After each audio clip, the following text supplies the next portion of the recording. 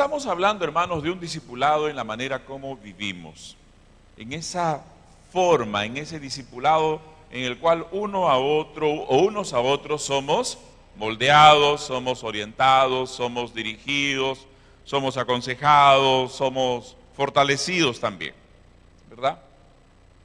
Yo creo, hermanos, que es una influencia muy grande esto, ¿no? Muy grande, ¿ya? Todos nosotros, toda la iglesia está trabajando de alguna manera, somos discipuladores de alguna forma, todos unos a otros. Entonces, esto demanda, como hemos visto, que tengamos mucho cuidado. Hemos visto, amados, por ejemplo, rápidamente, un repaso brevísimo, somos transformados porque servimos a un Dios trino, amén. Y esa Trinidad, esa unidad perfecta en la Trinidad, es el ejemplo en nosotros para que vivamos también unidos. Nuestro Señor Jesús oró diciendo: te ruego, Señor, que sean uno, así como nosotros somos uno. Amén. Gracias al Señor. También, hermanos, somos transformados unos a otros porque cuando venimos al Señor cambia nuestro enfoque, ¿no? Nuestro enfoque cambia, va cambiando, mejor dicho, va cambiando. Nuestra manera de mirar las cosas, de vivir la vida, va cambiando. Dejamos de ser nosotros mismos el centro, ¿verdad? Nosotros dejamos de ser el eje, el punto medio, que queremos toda la atención, y más bien hay un cambio por el cual más bien comenzamos a enfocarnos en los demás. ¿Cómo? Amándonos unos a otros, sirviéndonos unos a otros, perdonándonos, edificándonos, animándonos unos a otros, siendo gentiles unos con otros. Hemos visto también que parte de este discipulado tiene que ver con la prestación de cuentas, ¿no? Es decir, hermanos, siempre es necesario tener a alguien con quien podemos hablar y ver, evaluar nuestra propia vida, ¿no? Vamos a ver un poquito más adelante. Por ejemplo, uno de los puntos esenciales para ello es la instrucción mutua, ¿no? Instruyéndonos mutuamente, confesando los pecados unos a otros. ¿Por qué, hermanos? Porque vimos algo muy importante. La verdadera comunión no es superficial.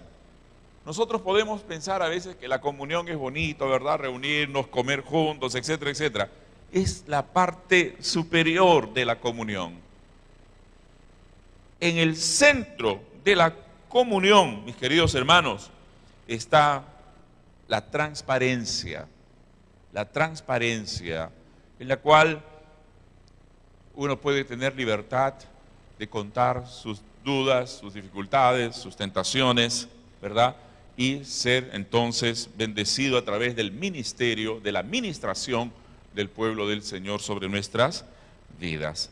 También vimos, hermanos, de que estamos llamados a aceptarnos unos a otros, a vivir en paz unos con otros, a ser humildes unos con otros, a honrarnos mutuamente, ese respeto mutuo, ese respeto, hermanos, que no depende de la posición dentro de la sociedad que cada creyente pueda tener.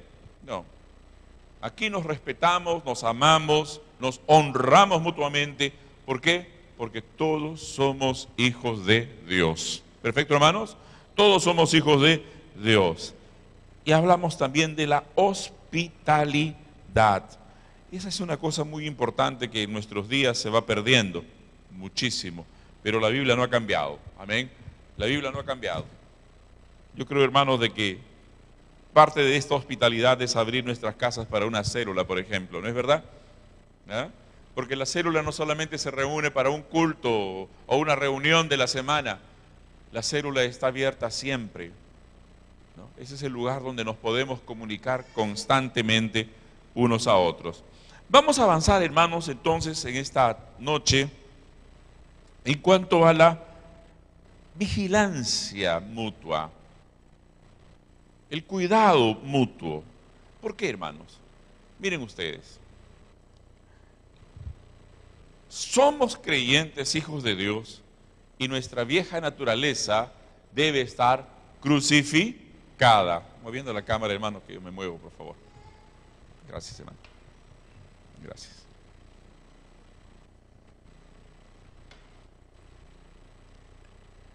La Biblia dice, el Señor Jesús lo dijo de esta manera, que el diablo no vino sino para hurtar, ¿para qué más? Matar y destruir. Y saben, hermanos, si esto se manifiesta a través de la naturaleza pecaminosa de los propios creyentes. Es lo duro, ¿verdad? Porque si nos ponemos a pensar un momento, ¿cuántos problemas se suscitan dentro de la iglesia debido a qué? A ese lado natural, a ese lado pecaminoso que todos tenemos y el cual debemos, conforme dice la palabra, crucificar.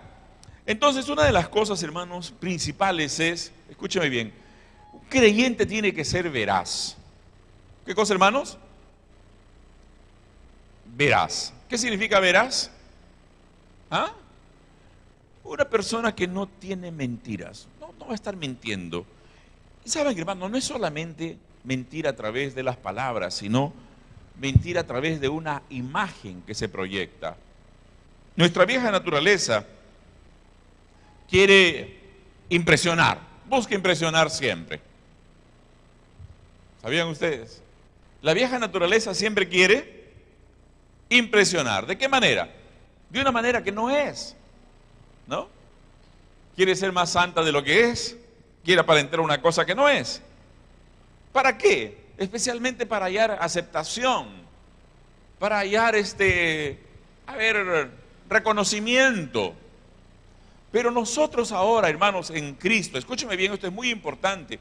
Hoy en Cristo, nuestra nueva naturaleza encuentra autoestima, encuentra aceptación, encuentra reconocimiento en Cristo. Por eso la Biblia dice, el que se gloría, gloríese ¿en quién? Gloríese en el Señor, ¿no? No nos gloriamos, hermanos queridos, en lo que hemos hecho, en las bendiciones que hemos recibido, en lo que hemos logrado en la vida, no. Como hijos de Dios, hoy nos gloriamos en Él. ¿En quién, hermanos? Nos gloriamos en Él, Señor. Nuestro gozo, nuestra alegría, nuestra paz, todo está en el Señor. Por tanto, hermanos, es inútil tratar de escondernos. Es inútil tratar de demostrar una cosa que no somos. ¿Por qué? Porque la Biblia dice en Colosenses 3:9, no mintáis los unos a los otros, habiéndoos despojado del viejo hombre con sus hechos. ¿No? Por ejemplo, hermano, tratando de tener una vida, una aparente espiritualidad que no lo es, no la tiene, es un típico peligro en la iglesia. Y el enemigo es muy astuto en esa situación, muy astuto. Ya tengo algunos añitos en la iglesia y ya he visto este problema algunas veces, ¿no? Es decir, tratando de tener una espiritualidad que no se es, las personas quieren manifestar algo que no tienen, algo que no pueden, y el enemigo astutamente puede tomar a esa persona para engañarla y pretender engañar a los demás. Entonces, amados, la verdad es en la luz, y nosotros los creyentes somos hijos de luz. ¿Qué somos los creyentes, hermanos? Hijos de luz. Bendito sea el Señor. Amén. También la Biblia nos habla, hermanos, de una vigilancia muy profunda en no pelear unos con otros. Abran sus Biblias en Gálatas 5:15. Miren este pasaje muy fuerte. Gálatas 5:15.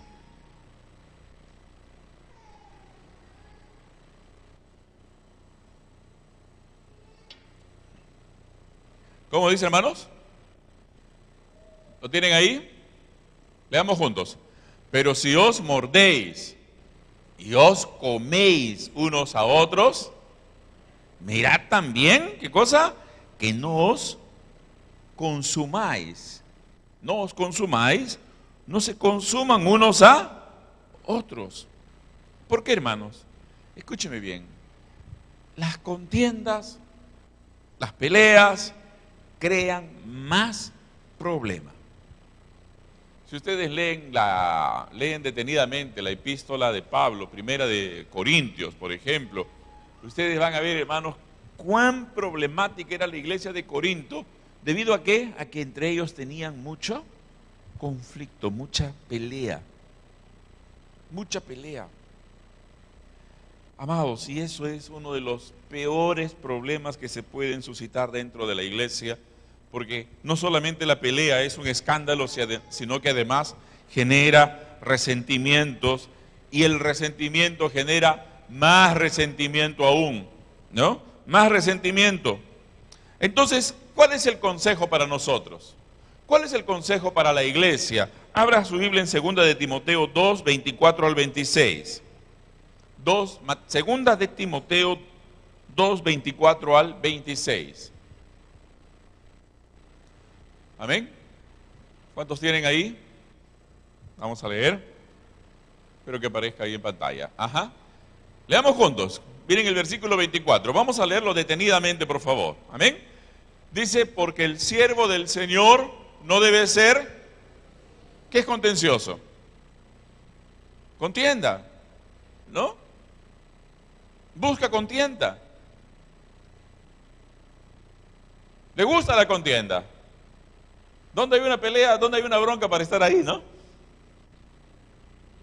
Pero dice ahí, el siervo del Señor no debe ser contencioso.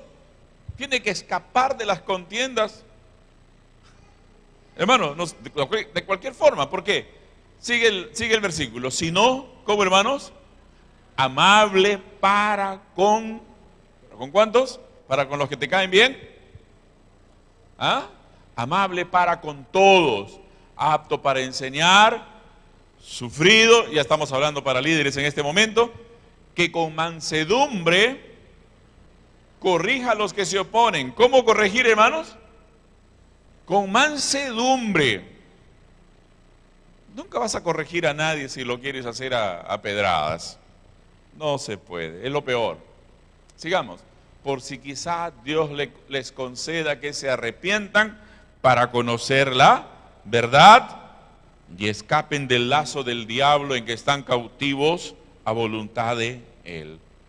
La primera parte, hermanos, es importantísima. El siervo del Señor no debe ser contencioso, sino amable para con todos.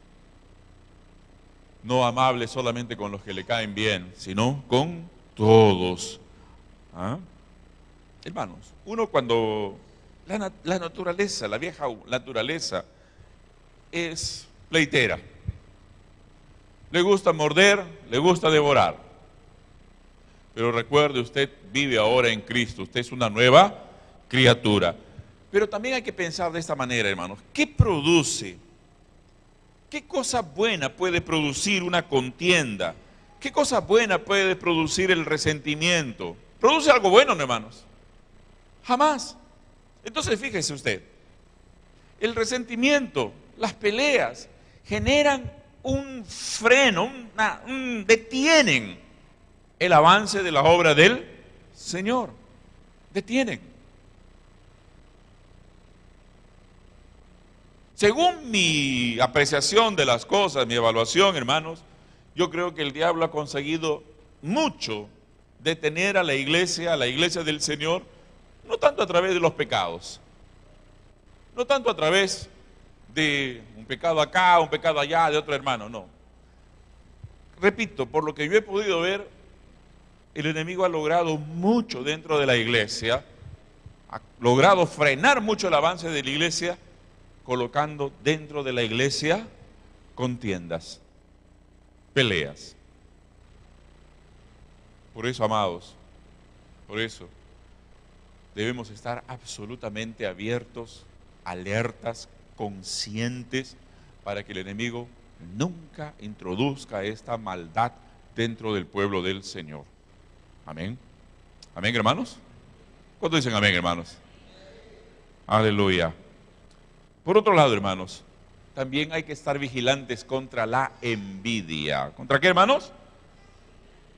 ¿Vigilando contra qué? La envidia. ¿Por qué él dirige? ¿Por qué yo no? ¿Ah? Si yo puedo más que él, yo soy más bonito que él, yo soy más bonita que ella. ¿Ah? ¿Han escuchado esa frase que dice la envidia le corroe? ¿Han escuchado esa frase o no? La envidia le... Porque la envidia a veces no se nota, es algo corrosivo. ¿Qué significa corrosivo, hermanos? Algo como que por dentro va minando, va torturando, va malogrando a la persona. Hay que recordar algo, hermano. ¿Quién puso este dedo en este lugar? ¿Quién puso este dedo en este lugar? ¿Quién puso el ojo acá? ¿Ah? ¿Quién puso tu nariz acá y no aquí? ¿Qué sería la nariz aquí arriba? ¿No? Un par de huecos aquí arriba, ¿no, hermano? ¿Se imaginas? ¿Ah? Dios colocó el dedo meñique en el lugar que Él sabiamente quiso colocar. Dios colocó la nariz en el lugar donde Él sabiamente lo quiso colocar. ¿Entienden la idea, hermanos? ¿Entienden ustedes aquí esta idea? ¿Ah? La metáfora creo que se llama, ¿verdad? ¿Ah? Cada uno está en la iglesia en el lugar que Dios le ha puesto. Así que no envidies. Más bien, en el lugar que Dios te puso, trabaja bien, actúa bien, hazlo bien. Y hermanos, el creyente tiene que ser intencional. Es decir, la vieja naturaleza apunta para allá. La vieja naturaleza apunta hacia la envidia. Intencionalmente, como hijos en Cristo, nosotros tenemos que apuntar hacia allá y caminar hacia allá. La nueva naturaleza apunta en dirección contraria y nosotros intencionalmente, decididamente tenemos que caminar en esa dirección. Si la envidia busca desvalorizar al hermano, el Espíritu Santo, hermano, nos da un espíritu que valoriza a los demás. Solamente el Espíritu Santo transforma la envidia en honra y en respeto. Solo el Espíritu Santo nos ayuda a transformar, ¿qué cosa, hermanos? La envidia en honra y... ¿Qué es mejor, hermanos? ¿Qué es mejor? ¿Qué ayuda al crecimiento de la obra del Señor? ¿La envidia o el respeto? ¿La envidia o la honra? Evidente. Entonces nosotros intencionalmente, una decisión, cuando digo intencional, significa que tomamos la decisión propia, personal. No, yo voy a ser un instrumento para el avance del reino de Dios. Amén. Gloria al Señor. Otra cosa en la cual hay que vigilar, amados, es en el juicio. No juzguéis unos a otros. No juzgar unos a otros, porque en realidad cuando se juzga se está manifestando el orgullo. Cuando se juzga se está manifestando la comparación que uno tiene con los demás. Hay una frase, creo que le escuché alguna vez a Marta, ¿no? Marta, creo que la hermana Marta me dijo una vez, hay una frase que dice, dime de qué presumes y te diré qué te falta, ¿no? ¿Cierto o no? ¿Ah? ¿De qué careces? ¿Así es? Caramba, ustedes sabían bien eso, está bueno. ¿Verdad, hermanos? Es algo triste, ¿no? Yo estoy caminando mejor que él y por tanto creo que estoy bien. Eso no tiene sentido. ¿No?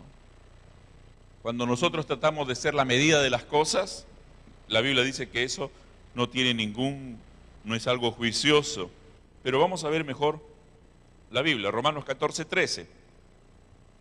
¿Cómo nos dice la palabra del Señor? Romanos 14:13. Nos dice, así que, leamos juntos, así que ya no juzguemos más, una vez más esa parte, ya no juzguemos más los unos a los otros, sino más bien decidid no poner tropiezo u ocasión de caer al... Miren cómo están juntas estas frases. No juzguemos más los unos a los otros. Un lado, esa es la naturaleza vieja, quiere juzgar. Eso está mal. No estás haciendo bien. Tú no predicas bien. Tú no cantas bien. Juzgando. Y tantas cosas más. Pero dice que esto es, en este pasaje entendemos que actuar de esa manera es poner tropiezo. Poner tropiezo. ¿Cómo entienden ustedes a poner tropiezo, hermanos? ¿Qué es poner un tropiezo? ¿Ah? Más o menos la idea es meter un cabe, ¿cierto o no? ¿No? ¡Plah! Metes un cabe y el otro. ¿Por qué? Poner tropiezo y precisamente dice, u ocasión de caer al hermano. Qué pernicioso es el juzgar al hermano. Porque le va a poner tropiezo y lo va a hacer caer. Por eso acá el apóstol escribe, decidid, intencional. Tener la intención de no hacer eso nunca más, ¿no? Entonces, hermanos, aquí ya quiero decirles algo, espero que sea ya un valor, una característica de nuestra iglesia, de esta familia maravillosa en la cual estamos. ¿Qué les parece, hermanos? ¿Cuál es este valor? Primero, recusarnos a perjudicar a alguien, ya sea en palabra o en hecho. Primero, amén, hermanos, recusarnos a ¿qué? ¿A? Perjudicar a alguien. Me recuso a murmurar de mi hermano. Rechazo hablar mal de él. Rechazo dañar su imagen. Rechazo hacer cualquier cosa que pueda causar un daño a mi hermano. Y en segundo lugar, y unido a esto, un compromiso. ¿Cuál es ese compromiso? Más bien de hablar positivamente, hacer el bien a mi hermano. Ambas cosas. Me recuso a hacer lo malo, pero no me quedo neutralizado. ¿Está bien o no, hermano? Sino que doy un paso más allá.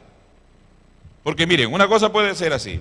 Recusar, hacer lo malo es para allá y hacer lo bueno es para allá. Pero me puedo quedar en el medio.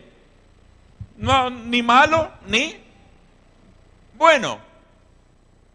Entonces, hermanos queridos, aquí es el compromiso como iglesia, y esto vamos a compartirlo bastante, es recusarnos a hacer lo malo, a hablar mal de nuestro hermano, dañar, qué sé yo, contra nuestro hermano, pero no quedarnos en el punto medio, en el punto neutral, sino avanzar hacia acá y decir, no, voy a decidir hacer el bien a mi hermano, voy a hablar positivamente de mi hermano, no sé, cada quien puede tomar un compromiso, ¿cierto, hermanos, o no?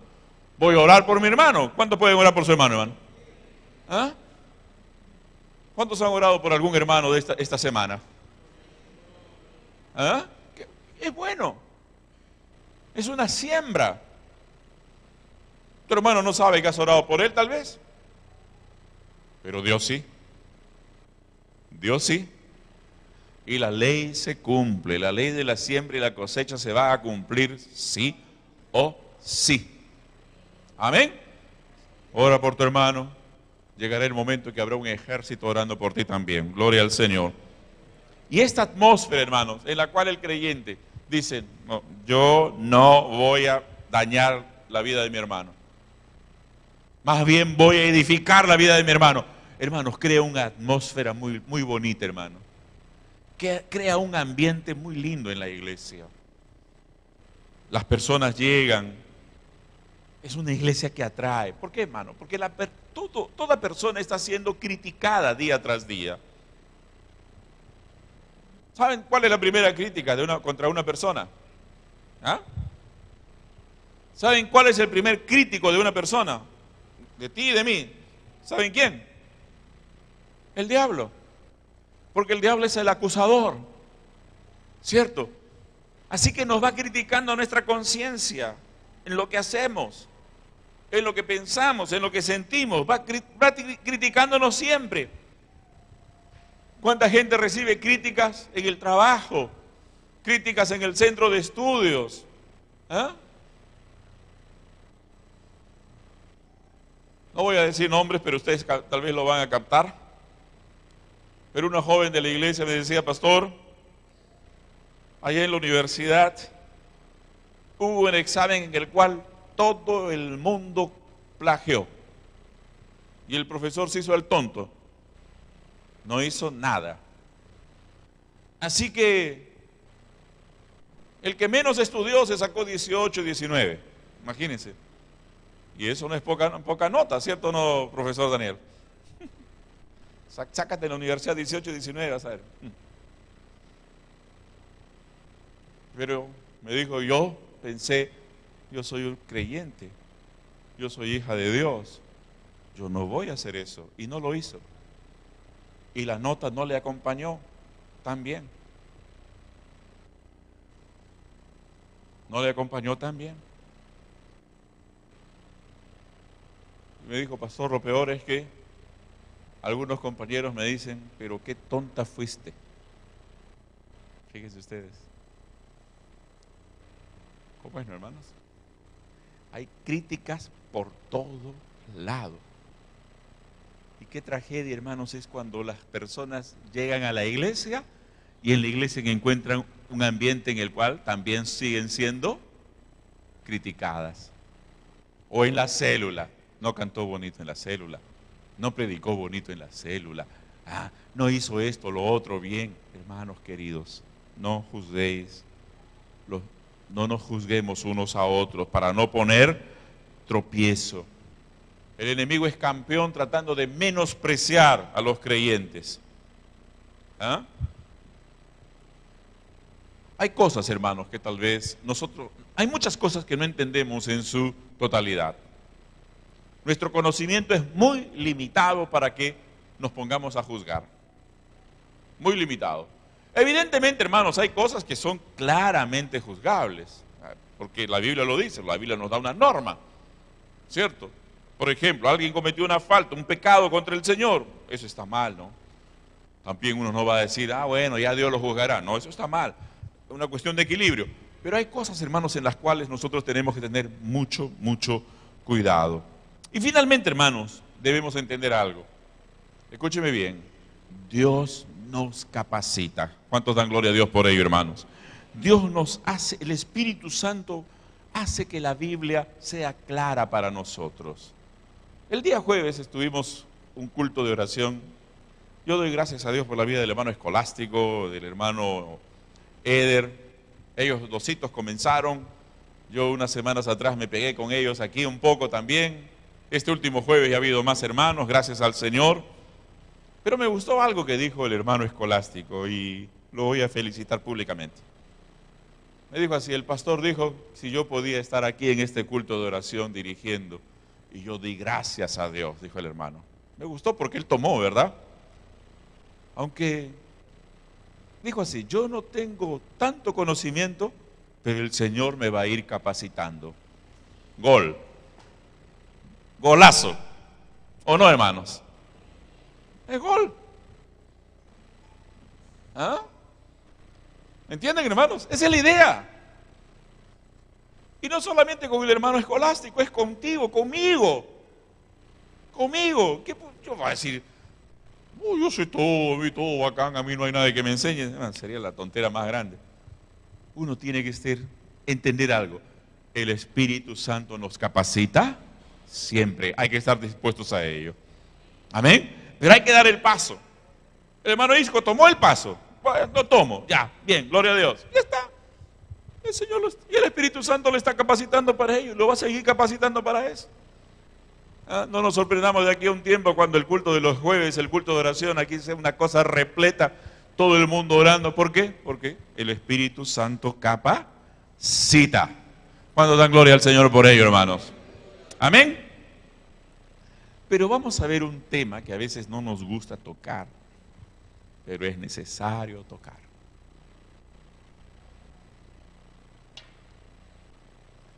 Y es una palabrita,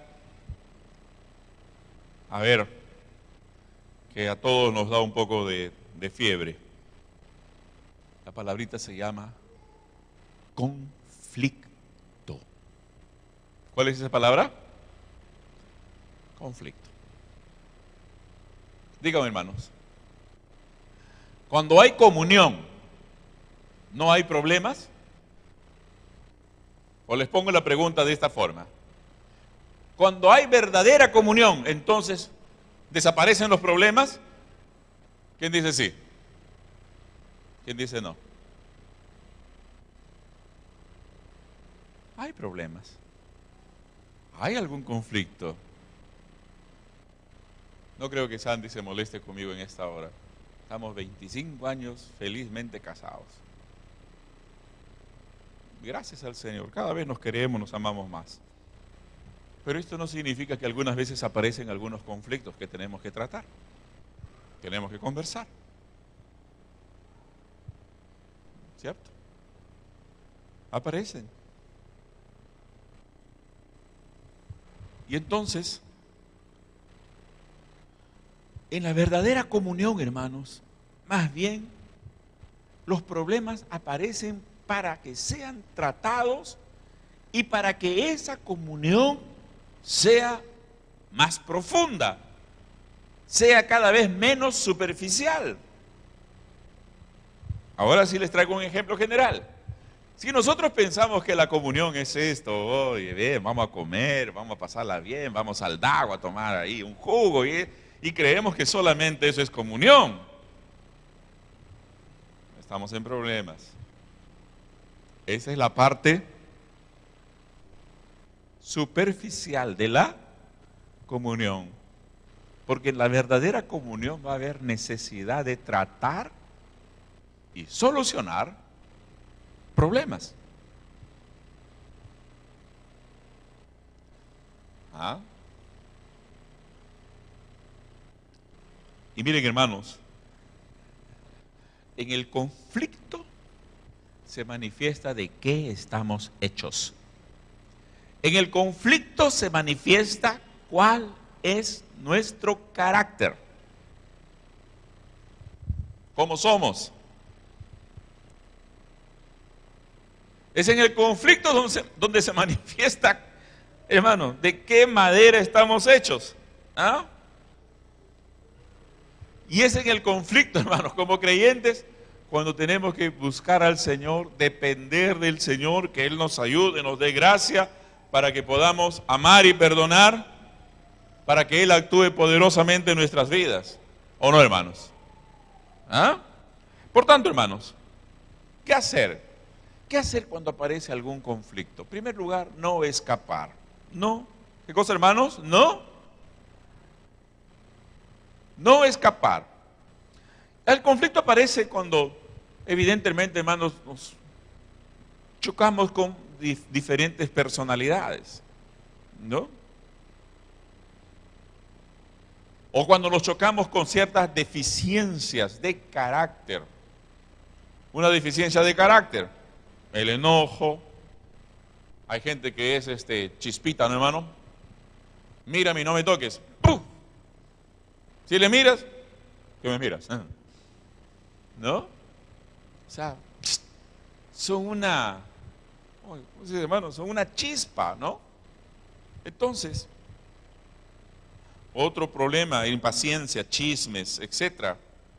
Y cuando se choca uno con esas cosas, la tendencia es a huir. Pero huir nunca soluciona los problemas.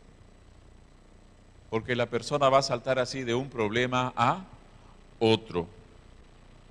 Es más fácil huir, es más fácil escapar, es fácil culpar a los demás, pero huir no soluciona. Miren, hermanos, ¿cuántas veces en las iglesias hay personas que llegan a un lugar, tienen un problema y se van a otra iglesia? A veces por razones ridículas, ¿no? Como por ejemplo, no me saludó, ¿no? El pastor no me saludó, eso me fui,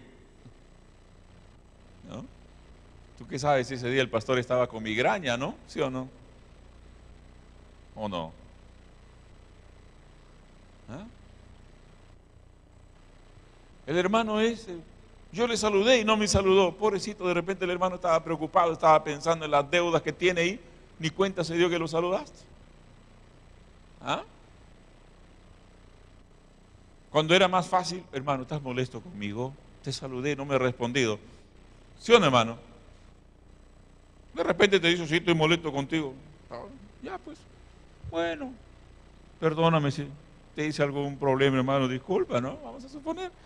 Entonces, ¿qué pasa? Las personas agarran, saltan de esta iglesia, se van a otra iglesia, y normalmente ustedes van a ver la típica situación.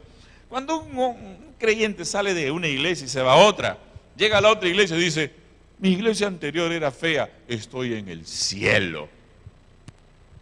¿Han escuchado eso, hermano? Ahora la nueva iglesia donde estoy es el cielo, predica el arcángel Miguel, canta la Virgen María, qué sé yo, hermano. Todo perfecto. ¿Hasta cuándo? ¿Hasta cuándo? Hasta que tiene otro problema. ¿Ah? ¿Con quién? No sé, con Judas, con qué sé yo. ¿Y qué dice? Me voy a otro cielo. Y ese círculo en el cual nunca soluciona sus defectos de carácter. Nunca. Nunca. Entonces, el asunto no es escapar. Es verdad que enfrentar algún problema causa algún dolor, pero el problema va a continuar mientras no sea tratado. ¿Ah? ¿Cierto? ¿Hay alguna cirugía que no duele, hermanos? Por mucho que pongan anestesia, ¿hay alguna cirugía que no duela? No sé. ¿Ah? ¿Cierto, hermanos, o no? Siempre causa algún dolorcito. Por tanto, es necesario tratar el problema. Los chinos tienen una frase que dice así: el diamante no se pule sin fricción. El diamante no puede ser pulido sin fricción, ni tampoco el hombre puede ser perfeccionado sin pruebas. ¿Cuántos dicen amén? Gloria a Dios por ello.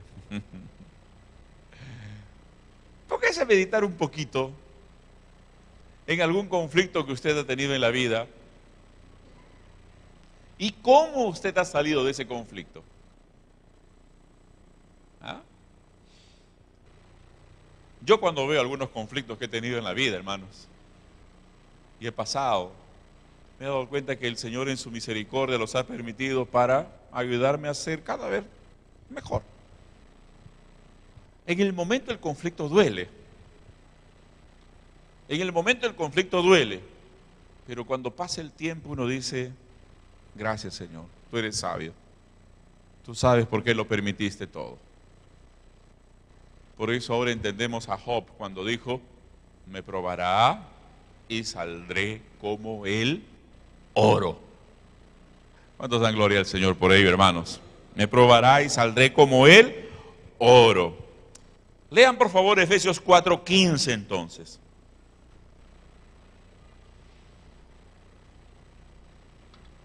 Efesios 4:15. ¿Cómo nos dice la palabra del Señor? Amén. Tenemos ahí. Sino que siguiendo la verdad en amor, ahí lean conmigo, sino que siguiendo la verdad, ¿cómo? Crezcamos en todo, en aquel que es la cabeza, esto es, siguiendo la verdad en amor. A veces hay momentos cuando compartir la verdad no es tan sencillo, hermanos, no es tan simple. Pero el punto es cómo seguir la verdad. Aquí la Biblia nos dice, siguiendo la verdad en amor. En el discipulado, mi amado hermano, algunas cosas van a ser confrontadas, pero ahí tú como discipulador tienes que pedir al Señor que te dé gracia, sabiduría y sobre todo dile, Señor, voy a tomar este caso y voy a decirlo con amor. Dame gracias, Señor, para decirlo con tu amor, no con rabia, no con un espíritu de juicio, menos con un espíritu de condenación, no, Señor, sino con amor. Hermano, ¿sabes qué? uno como pastor a veces tiene que hablar con las personas. Y no es fácil, hermanos, no es fácil. Pero déjame decirte, hermano, funciona. Funciona cuando uno dice, Señor, dame gracia, dame sabiduría. Voy a hablar con este hermano, este asunto que es delicado, un asunto que no es nada simple, Señor, pero dame sabiduría, dame gracia, dame amor abundante para este caso. Y Dios te va a dar esa gracia, Dios te va a dar sabiduría, Dios te va a dar abundante amor para tratar cualquier problema con la verdad. Amén. ¿Por qué, hermanos? Porque el verdadero discipulado busca que la otra persona crezca.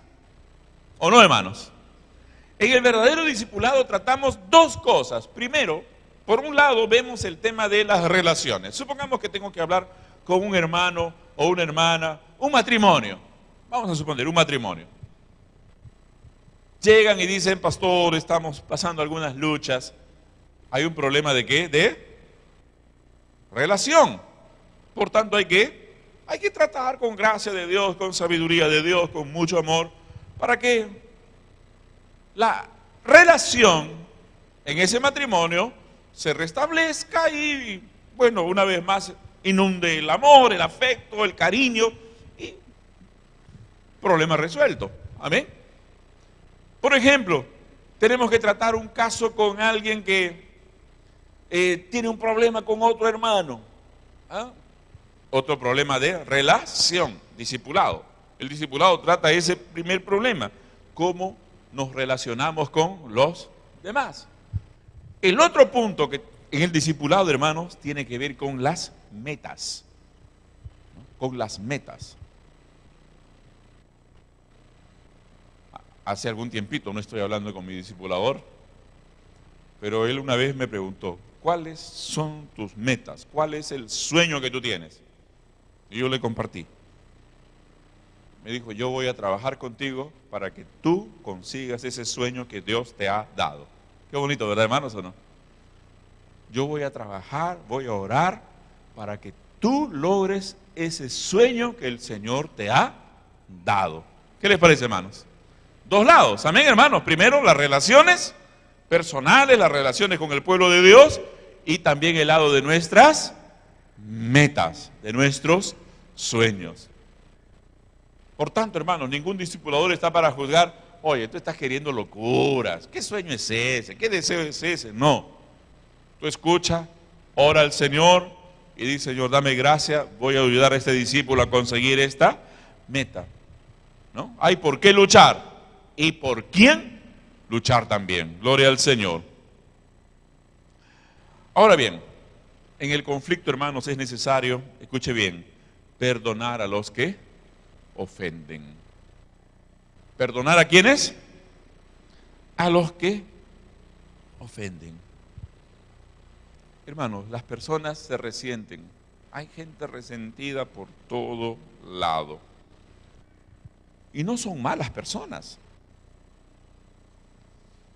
Son buenas. Pero ¿qué sucede, hermanos? Cuando hay algún conflicto, hay algún trauma, algo injusto sucede, ¿ah?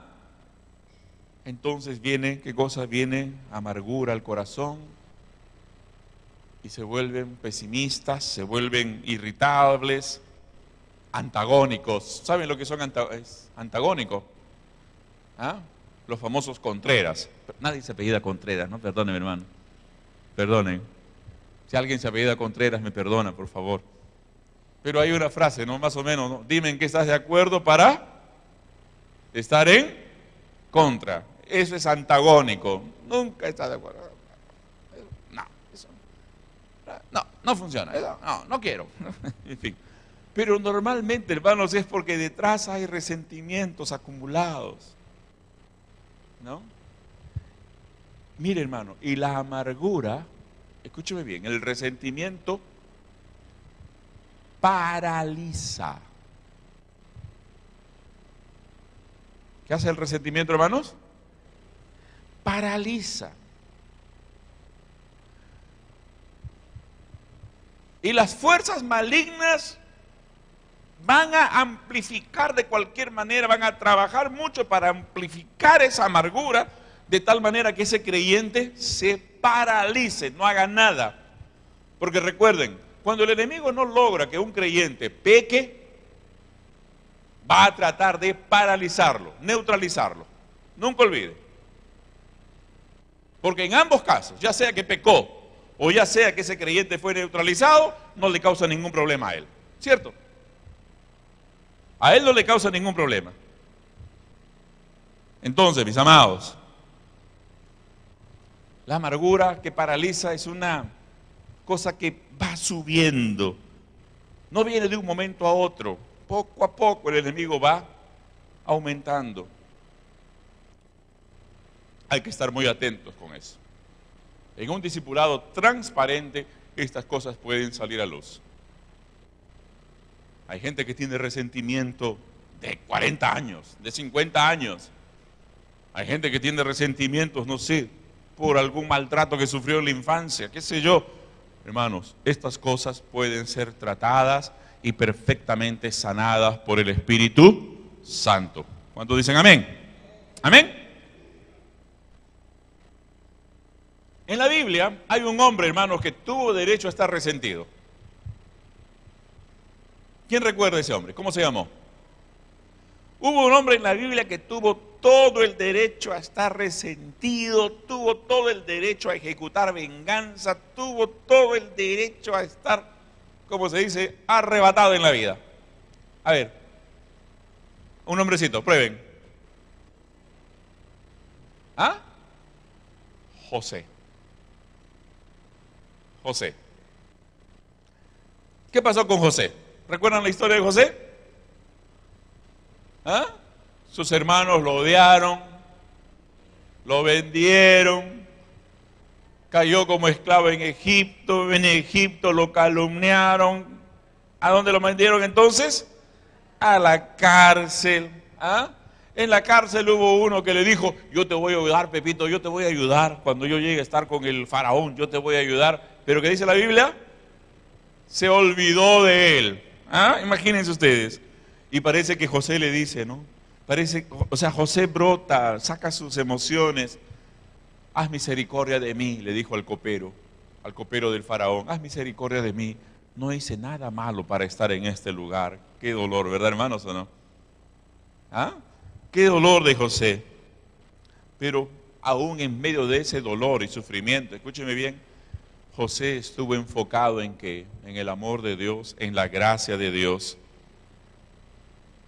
Dios un día lo toma, lo levanta y lo coloca al lado del faraón. Ceremonialmente Faraón era más que él, pero en términos de gobierno, él era más que Faraón incluso. Porque Faraón le da esta autoridad. Mi pueblo se gobernará por tu palabra. ¿Qué le parece? Ni siquiera Faraón se metía. O sea, cuando había alguna decisión, oye, José ha dicho esto, está haciendo esto, Faraón, ¿qué desea? No sé, cosa con él, arreglen con él. Yo no me meto. Cosas de gobierno es con José. Cosas diplomáticas, ceremoniales, de homenajes, es conmigo. Es con este pechito, decía él. Pero bueno, lo demás es con José. Miren ustedes. La Biblia nos dice que un día volvieron sus hermanos, ¿no? Volvieron pidiendo pan, queriendo comprar pan. Uy, hermano, si tú hubieras sido José, ¿qué hubieras hecho? Los despellejabas y les echabas sal, ¿no? Limón, ceviche.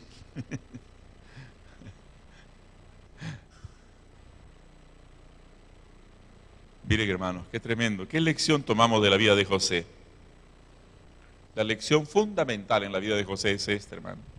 Nunca permitió que el resentimiento, la amargura, envenenasen su vida.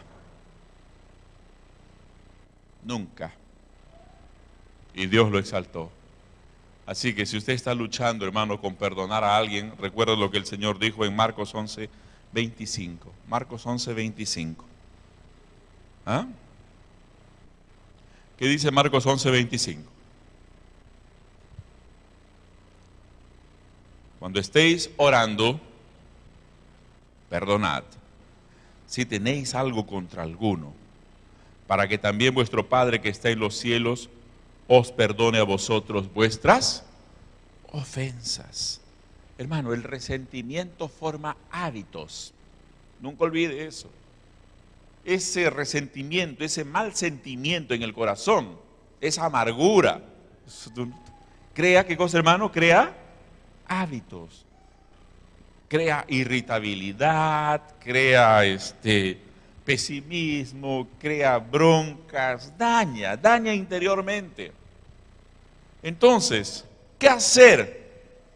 ¿Qué hacer? Hermano querido, la clave es esta: rechazarlo inmediatamente, no cocerlo, no permitir que se cocine en el corazón. Recuerden, hermanos, nosotros no nos movemos en el ambiente natural, sino en el sobrenatural. El Espíritu Santo nos capacita para perdonar y nos transforma. El Espíritu Santo es el único que lo puede hacer. Vamos delante del Señor, nos revela qué áreas de nuestras vidas tienen que ser solucionadas y Él nos da fuerza y valor para ello. Isaías 63:1 es un pasaje muy hermoso, hermanos. Miren qué es lo que Dios quiere para nuestros corazones. ¿Qué es lo que Dios quiere para nuestras vidas? Isaías 63:1. ¿Cómo dice la palabra del Señor? No, está mal mi cita está mal. Mi cita está mal, pero lo voy a leer acá. El Señor nos ofrece una corona en vez de ceniza, alegría en vez de llanto, vestimentas de alabanza en vez de un espíritu angustiado. ¿Cuántos dan gloria a Dios por ello, hermano? ¿Qué les parece, hermano? Vestimentas de gozo en vez de un espíritu angustiado, en vez de un espíritu amargado, ¿no? ¿Han visto ustedes ese dibujito? Creo que yo nunca fui bueno, hermano, nunca vi dibujos animados, no sé nada. Pero creo que hay un personaje que le dicen el gruñón, ¿no? ¿Hay o no hay? ¿Sí saben o no? ¿Ustedes qué pasa con el gruñón? ¿Cómo es? Todo le molesta, ¿no? Qué tragedia eso, hermano. No, hermano, tú no naciste en Cristo para ser un gruñón. Tú naciste en el Señor Jesucristo para tener un espíritu de alabanza en tu corazón. Amén. Pero ahora viene otro punto: reconstruir la confianza. Escúchenme, hermanos, esto que les voy a enseñar y compartir es muy importante. Perdón y confianza son dos cosas iguales o distintas. Perdón y confianza, ¿son dos cosas iguales o distintas? Distintas, son distintas. El perdón tiene que ser inmediato. La confianza puede tomar tiempo para ser restaurada. Y saben, hermanos, y a veces ni siquiera es restaurada. ¿Sabe usted? A veces la confianza no se restaura más. En todo caso, toma, ¿qué cosa, hermanos? Toma tiempo. Lo que hay que hacer sí es, ¿qué cosa? Perdonar siempre. Y el perdonar, hermanos, escúcheme bien, es una confesión, es una declaración en la cual el creyente dice: Señor, en tu nombre yo decido perdonar esta ofensa. Es en la presencia del Señor, amén. Ahora bien, escúcheme bien, querido hermano, pero la herida puede estar ahí. No porque no te duele recién vas a perdonar, no, sino es perdonar aún cuando está doliendo. Recuerden que el Señor Jesucristo estaba siendo clavado, caían los martillazos sobre él, y ¿qué decía el Señor? Perdónalos porque no saben lo que hacen. Eso es más o menos una buena ilustración para nosotros. Está doliendo, la ofensa en el corazón está doliendo, pero uno tiene igual que perdonar. ¿Por qué, hermanos? Porque, miren ustedes, ahí viene el punto. Tenemos que pedir al Señor que nos ayude para que esa herida llegue un momento en el cual sintonice, esté de acuerdo con nuestra confesión. No me duele más, toma tiempo. Y el perdón, dice aquí, no significa que las cosas serán como antes. No significa eso tampoco. Significa esto, que entregué las heridas y sentimientos al Señor y que Él dará la sanidad. Él va a sanar. Amén. Y usted se pregunta, ¿y cómo yo sé que perdono entonces? ¿Cómo sé que he perdonado si todavía me duele? ¿Ah? ¿Por qué, hermano? Porque la ofensa no se olvida. Siempre uno lo va a recordar. Eso es prácticamente imposible. Más aún, el enemigo es astuto. Cualquier ofensa que haya te va a lanzar el dardo. ¿Para qué? Para que la recuerdes y ver cómo reaccionas. ¿Cierto o no? Escucha esta pregunta. Escucha esta pregunta. ¿Qué sentimiento viene cuando recuerdas la ofensa? ¿Qué sentimiento viene cuando recuerdas la ofensa? Si vuelve el resentimiento, vuelve la amargura, vuelve la rabia, miserable, infeliz, desgraciado, qué sé yo, usted tiene que ir corriendo una vez más a pedir perdón y perdonar. Perdonar. La ofensa vendrá a la mente muchas veces, pero usted tiene que recordar que tiene un compromiso de perdonar. Cada vez que viene ese recuerdo, usted tiene que decir, Señor, ese problema está perdonado. Asunto tuyo, Señor, no es más conmigo. Y si el enemigo viene y te tienta, Satanás, estás equivocando porque aquí ya no hay lo que tú buscas. Todo está perdonado. Así que si quieres tratar el problema, trátalo con el Señor. Conmigo, no. Amén, hermanos. Y finalmente, hermanos, no solamente hay que perdonar. A veces hay que pedir perdón. ¿Cómo cuesta pedir perdón, no?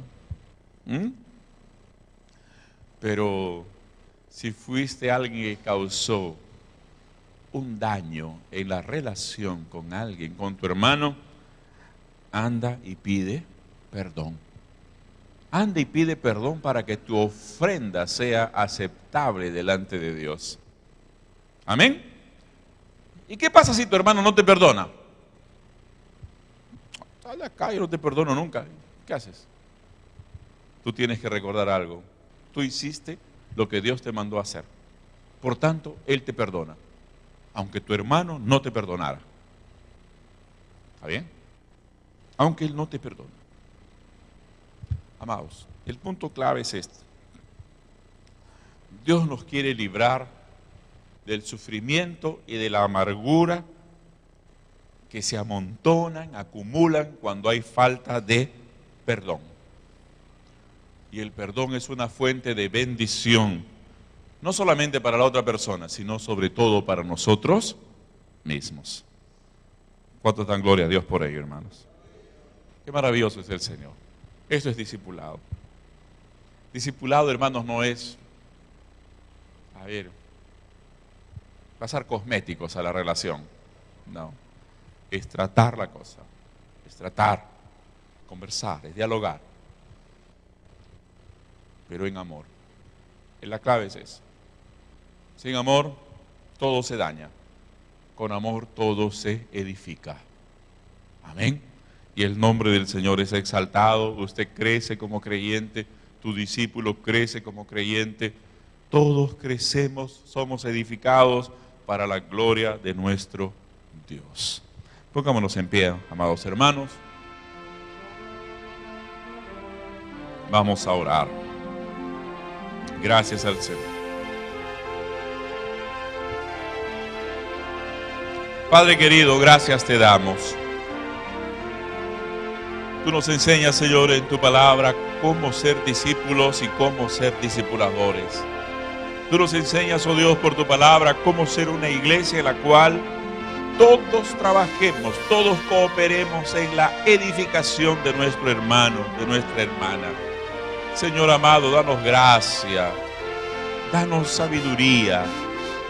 Sí, Padre querido, porque las cosas no son fáciles, oh Dios, no son nada simples.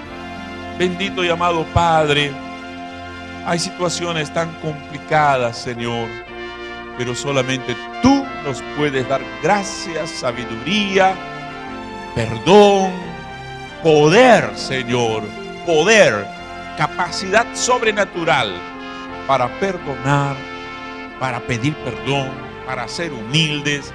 Oh Dios amado, solo viene de ti. Ayúdanos, Señor. Ayúdanos a ser maduros, no niños, sino maduros. Sí, Padre, para gloria de tu precioso nombre, Señor. Edifica esta iglesia, Señor amado.